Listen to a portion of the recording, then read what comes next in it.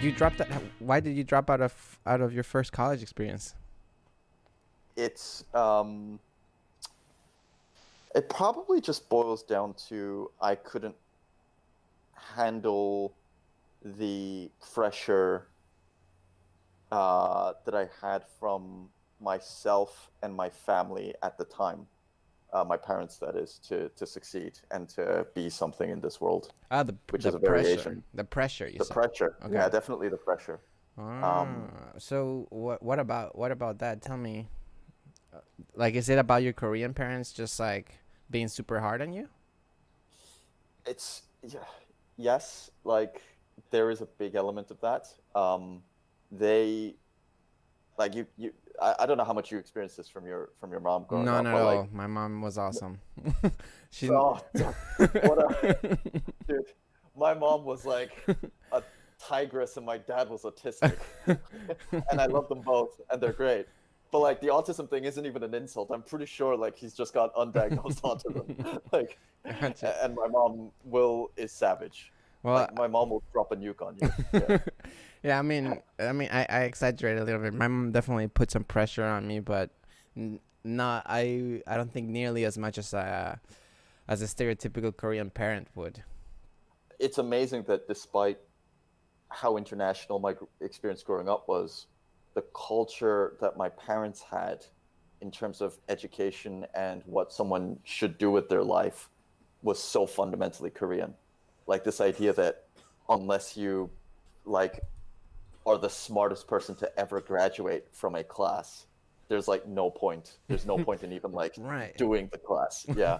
Like it's like they're like, look, there's only really two dials. This is like what I was taught. There's only two dials. There's like be the best or don't even try. And I'm like, wow, that is like that's what a scale. And like I went to university and like Um, I I was like, well, I'm not gonna be the best, so I might as well not try. Like it was like the wrong. right. It was like, and I don't want to blame my parents for this, because like you at that age have the mental facility to decide what kind of behaviors that you want. But at least my mindset was that in university, and this sounds like such a dumb reason for flunking out of university, but it's surprisingly common.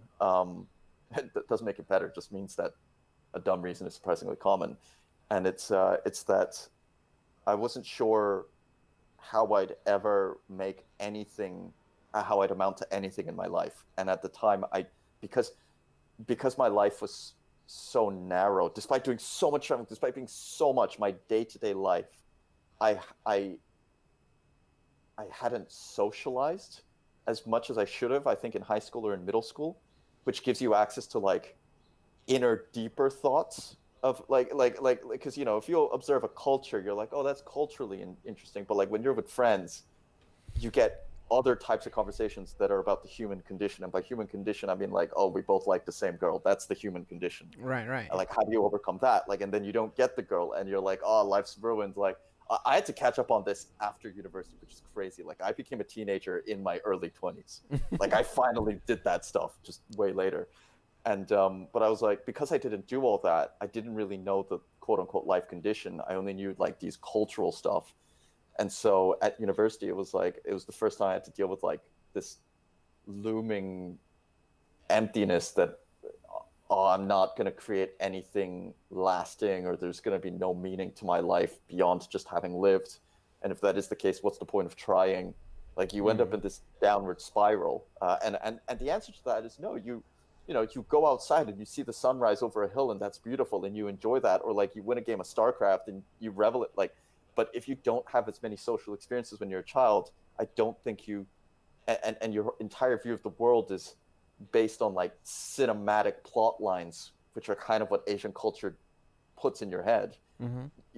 You fail to see the beauty of small things, and I definitely failed to see the beauty of small things. I only got the beauty of big things, and when it was clear I wasn't going to achieve anything big in university, I just shut off, and I couldn't take it. And I think it's so scary that as the human brain, if you can't see a reason to do something, it will so quickly, no matter how trivial it seems. It's like, yeah, there are people dying because they don't have food or access to clean water, but like if you're at the top of Maslow's hierarchy of needs and you don't see a reason for fulfillment, it's so easy to fall into depression.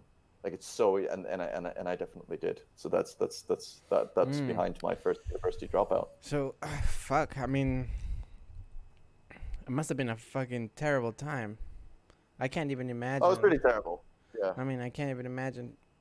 But what did that mean for you? Like falling into depression, just like feeling very bad and very sad, or like did you isolate yourself and just like started playing video games, starting Starcraft 24/7, or what was that like? What was it? Oh, like no, I mean it was like a bit more extreme than that. I was so my family were in Vancouver at the time, and it was beyond that. I actually there was a moment where I snapped, and I turned my phone off, and I withdrew all the cash in my bank account, and I lived rough on the streets for 6 months.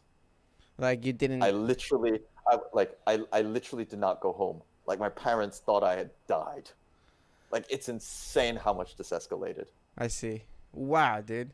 Yeah, That kind of yeah. explains like this huge blank spot in like your life when I thought you were hired by the Secret Service or the CIA. Once again, like, oh, why are your conclusions all like I could be a war criminal and you'd be like, nah, he's a double agent. Like that was part of the plot. Like you have so much faith in me, dude. I'm like so humbled, I know, and dude. also like, I have dude, so you're much like, faith in you you because I can't know you. you can't have this much faith in me, man. No, dude, this is so messed up. I'm just a dude who used to play a ton of video games and finally got his life sorted in his 20s. But I